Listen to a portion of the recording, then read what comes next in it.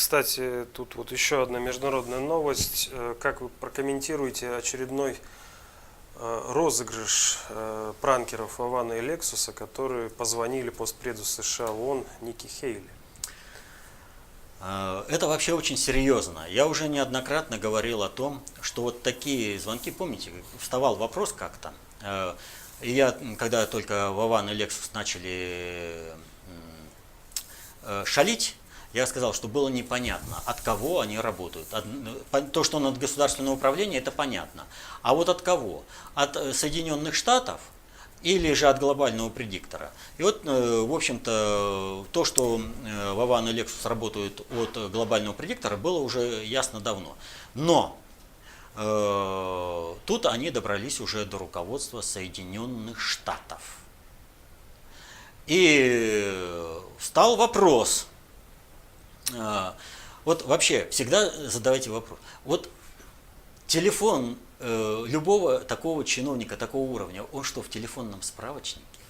Вы представляете, какая процедура согласования идет,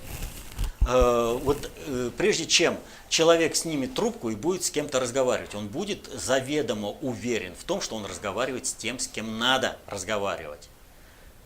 Это украинские пранкеры попытались там Соловьева развести, ну это просто смешно, на эти жалкие потуги. Вот они действительно верят, что телефон находится в телефонном справочнике, можно просто позвонить кому угодно, представиться кем угодно и все прочее. Вот. На самом деле это очень серьезная работа с надгосударственного уровня. И Ники Хейли, она была заведомо уверена в том, что она разговаривает с тем, с кем ей сказали, то есть с премьер-министром Польши. Поэтому, естественно, она говорила в заданной алгоритмике. В той алгоритмике, в которой она привыкла. То есть, если ей звонят из той же Польши и спрашивают, а скажите, какая у нас должна быть внешняя политика, для нее это привычно и приемлемо. Они прекрасно знают, что у Польши нет никакой своей внешней политики, что там Козыревы возглавляют Польшу. И они звонят и спрашивают, а скажите, а какое мнение должно быть у нас вот тут по такому-то вопросу? Нам так что делать? Как принимать? Какие решения? И, естественно, она в этом плане работала. И вот, когда была Джен Псаки, на нее там все наезжали, я постоянно ее защищал и говорил, ее вина заключается только лишь в одном, что она стала пресс-секретарем в тот период, когда Соединенные Штаты стали активно опускать, и, соответственно, этому ляпы пресс-секретаря позволено делать достоянием публичной гласности. То есть вываливать полностью. Только в этом. Она продукт американской системы образования. И ляпы Джен Псаки в принципе были приемлемы. То есть она здесь особо-то и не виновата. Ну, скажешь, ну как же так? А я скажу, по одной простой причине.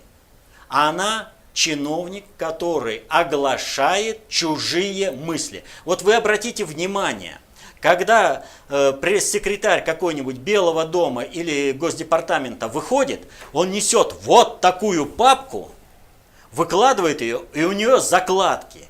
И она читает. Чего на Джен Псаки пенять, когда она читает то, что подготовлено огромным коллективом, цензурировано руководством? Вот в этом плане к ней претензии-то какие могут быть? Она всего лишь оглашает продукт коллективного этого производства.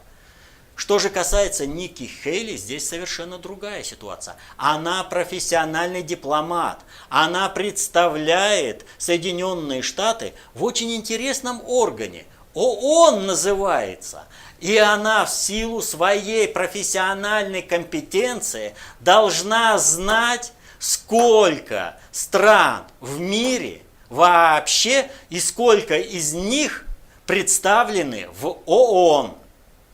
То есть, а если там какой-нибудь Косово или Северный Кипр или Тайвань не представлены, то по каким причинам и как их интересы отражаются. И поэтому бинома какой-то, какой прозвучал, она должна была знать в силу своей профессиональной должности. Это ее профессиональная компетенция. Это здесь нельзя списать, как вот Джен Псаки, ну что поделаешь, ну все-таки она представляет коллективный этот продукт.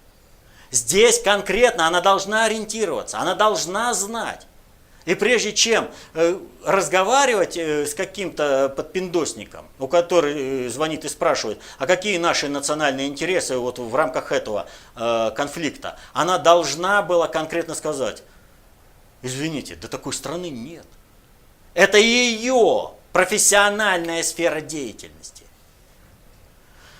Я неоднократно говорил о том, что Трамп переигрывает страновиков, глобальщики переигрывают страновиков. Это я о том, почему такой звонок прозвучил Никки Хейли. Почему он прозвучал? Почему это все озвучено? Очень просто. Последние события в Соединенных Штатах показывают, что со стороны страновой элиты США есть ставка не только на Пенса, на вице-президента, как на замену Трампа, но и есть ставка на Хейли, как на замену Рекса Тиллерсона во главе Госдепартамента. Звонок пранкеров проблему Хейли решил. И, соответственно, нравится вам, не нравится там Тиллерсон, у вас не на кого его, в принципе, заменить.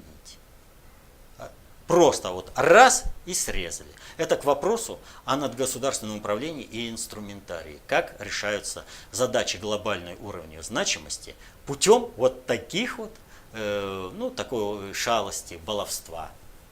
Ну, некоторые же так и думают, что пранкер это что-то такое, знаете, легенькое. Ну, ты найди в справочнике-то. А потом, когда позвонил, и тебя будут перепроверять, тебе же надо ответить, что это ты действительно, подтвердить. А вдруг будут проверять через аппарат того же премьер-министра, позвонят непосредственно человеку, с которым контачат, на его личный телефон и скажут, а там вот запрашивается телефонный разговор. Проверь-ка, пожалуйста, по своему каналу. А он должен подтвердить. Легко пранкерам приходится, да? Ну-ну.